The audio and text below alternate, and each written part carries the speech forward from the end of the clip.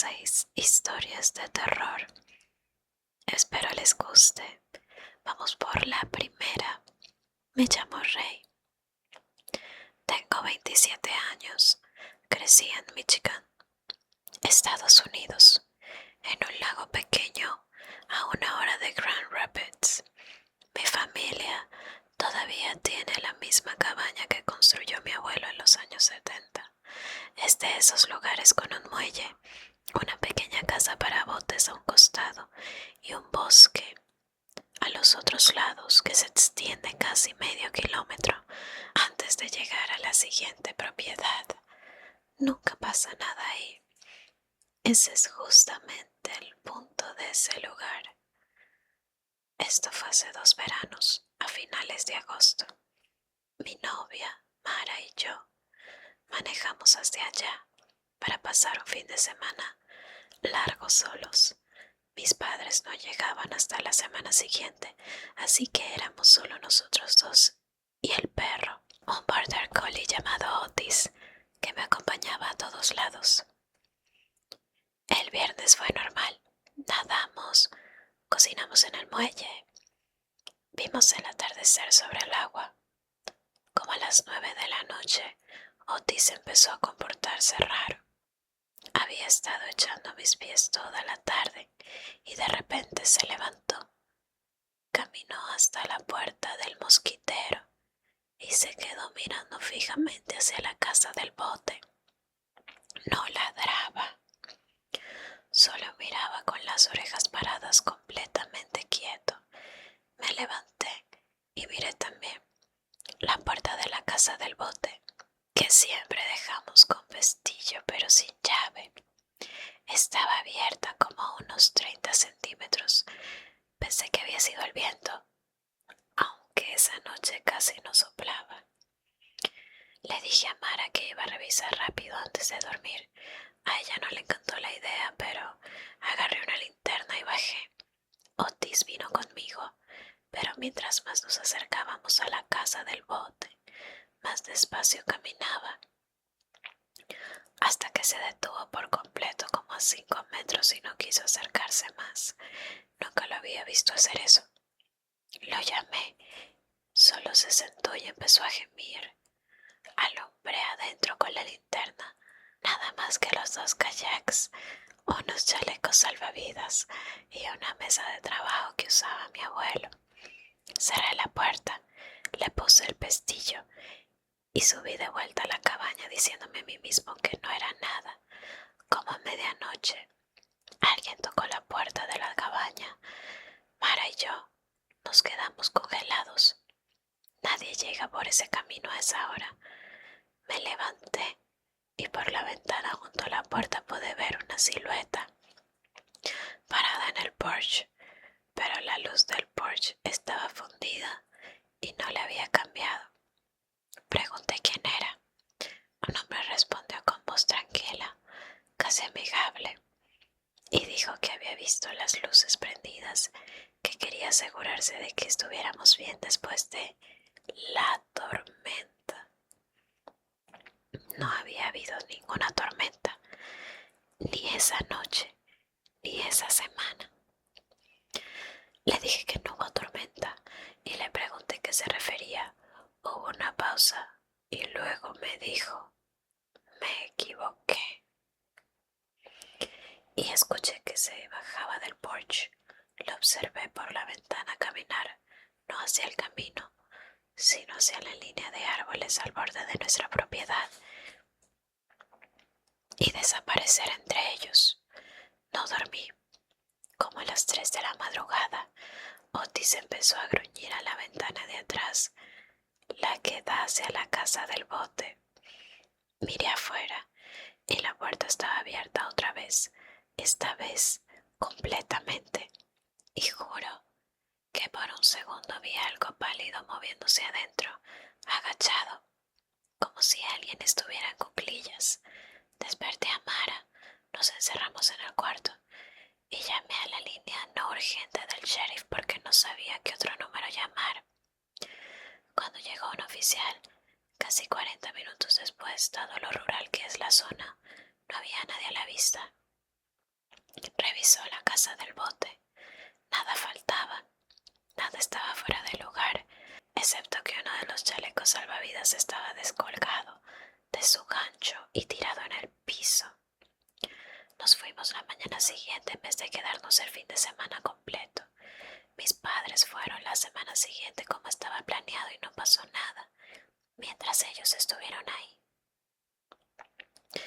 Sin embargo, 2 meses después, mi papá mencionó cómo al pasar que el pestillo de la casa del bote estaba forzado desde afuera, como si alguien lo hubiera hecho una palanca en algún momento. Él solo pensó que había sido mapaches. Nunca le he contado lo que realmente pasó ese fin de semana. Cada vez que vuelvo ahora, Otis todavía no quiere acercarse a esa casa después de lo que oscurece. Historia 2. Apartamento 4B. Hola, soy Jenna. Tengo 24 años y esto pasó en octubre en Columbus, Ohio, cuando todavía vivía en mi primer apartamento después de la universidad. Era un edificio pequeño de 4 ciudades, antiguo, de esos que con un solo pasillo compartido tenían paredes delgadas también. Yo vivía en el 4B, en el último piso. Mi vecina al otro lado del pasillo, en el 4A, era una señora mayor llamada Carol, a quien apenas conocía más allá de un hola en el pasillo. En esa época trabajaba en turnos nocturnos, normalmente llegando a casa como a las 11:30 de la noche. Una noche en particular, noté que la puerta de Carol estaba entreabierta cuando salí del ascensor. Apenas una rendija, con la luz del pasillo, entrando a su apartamento oscuro. Eso era raro. Carol era de las que tenían todo cerrado con 7 llaves.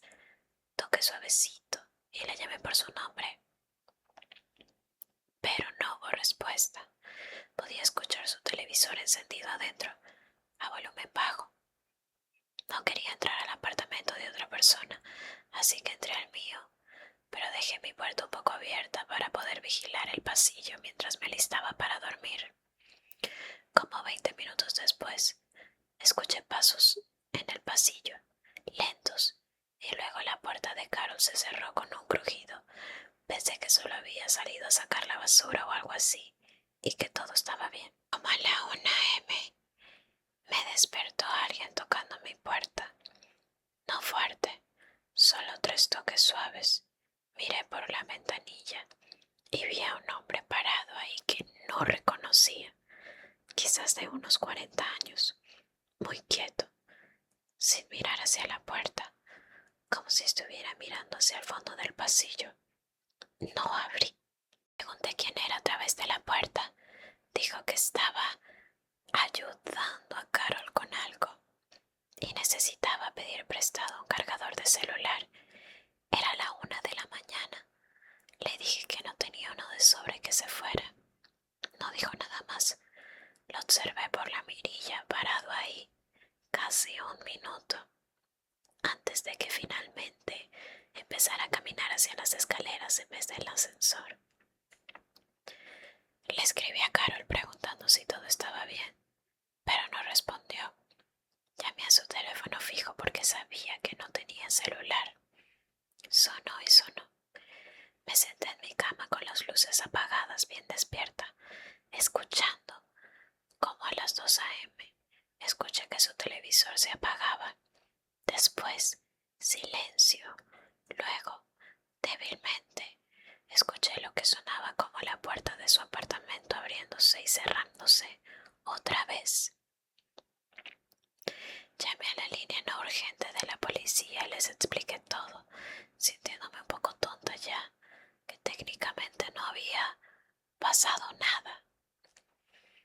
Pero mandaron a alguien de todos modos, cuando el oficial tocó la puerta.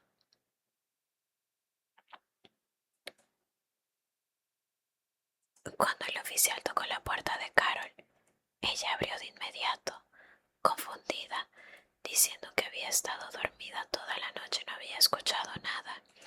No tenía idea de quién podía ser ese hombre, y estaba segura de que su puerta había estado cerrada con llave. El oficial la revisó y dijo que la cerradura se veía bien, sin señales de forzamiento. No robaron nada. Carol estaba bien. Pero el encargado del edificio me dijo después, cuando pregunté sobre instalar un protector de mirilla, que esta no era la primera vez que alguien reportaba a un desconocido rondando los pasillos tarde en la noche, diciendo que conocía a algún inquilino.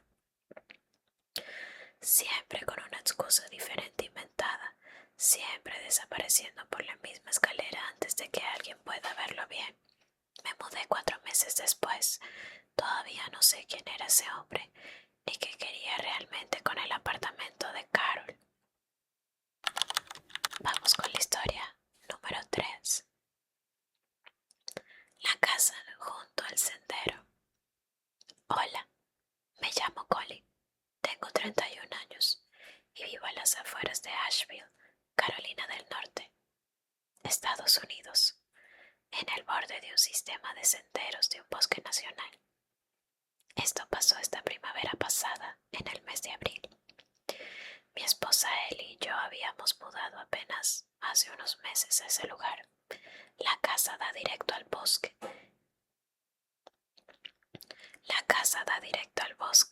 Y hay un sendero marcado a unos 400 metros por la carretera que usan los excursionistas. En su mayoría, gente que hace caminatas de día, a veces mochileros que pasan por ahí en un sistema de senderos más largo que conecta más allá. Una tarde, nuestro perro Moose, un mestizo de pastor alemán, empezó a caminar de un lado a otro, cerca de la puerta trasera, gimiendo de una manera que nunca había hecho antes. Lo dejé salir al patio cercado. Corrió directo hacia el límite de la cerca más cercano al bosque y se quedó allí, ladrándole algo que yo hasta ese entonces no podía ver. Salí con una linterna y revisé la línea de árboles. Nada. Lo metí de vuelta. Como una hora después, ya completamente oscuro, alguien tocó la puerta principal. Cuando abrí, sin revisar antes porque no estaba pensando con claridad aún, había un hombre parado ahí, con equipo de senderismo, con cara. Había un hombre parado ahí, con equipo de senderismo, con cara de agotado, diciendo que se había separado de su grupo en el sendero y su teléfono se había quedado sin batería. Preguntó si podía usar nuestro teléfono para llamar a alguien. Algo en él se sentía raro, aunque no podía identificar qué. No estaba agitado y su ropa se veía muy limpia para alguien que decía llevar horas perdido en el bosque. Le dije que yo haría la llamada por él si me daba el número, en vez de darle mi teléfono. Dudó. Luego dijo que en realidad ya se acordaba del número y si mejor le podía avisar a su amigo dónde estaba. Le pedí un nombre para darle a ese amigo. Me dio solo un nombre de pila.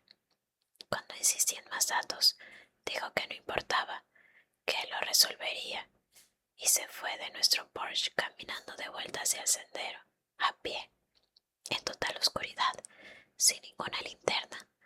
Él y yo cerramos todas las puertas esa noche, lo cual se sintió paranoico, pero Moose no se calmaba.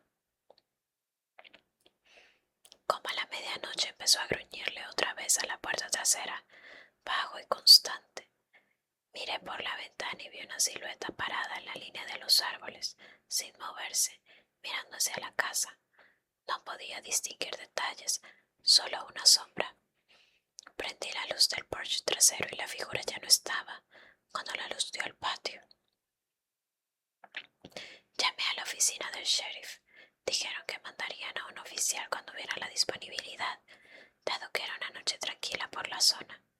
Para cuando alguien llegó, casi una hora después, ya no había nada afuera, ni señales en el sendero, ni cerca de la casa. A la mañana siguiente, revisando el patio, encontré una sola huella de bota en la tierra suave, justo afuera de nuestra casa. Mirando hacia la casa, como si alguien se hubiera quedado parado ahí un buen rato. No parecía suela de bota de senderismo. Se veía más como una bota de trabajo. Preguntamos en el pueblo y la oficina del guardabosques dijo que no había registros de ningún excursionista perdido o separado esa semana en el sistema de senderos. Nadie que coincidiera con la descripción del hombre que había registrado en el libro del sendero tampoco. Desde entonces pusimos luces con sensor de movimiento en toda la propiedad. Mus todavía no quiere acercarse a esa cerca después de que oscurece y honestamente yo tampoco.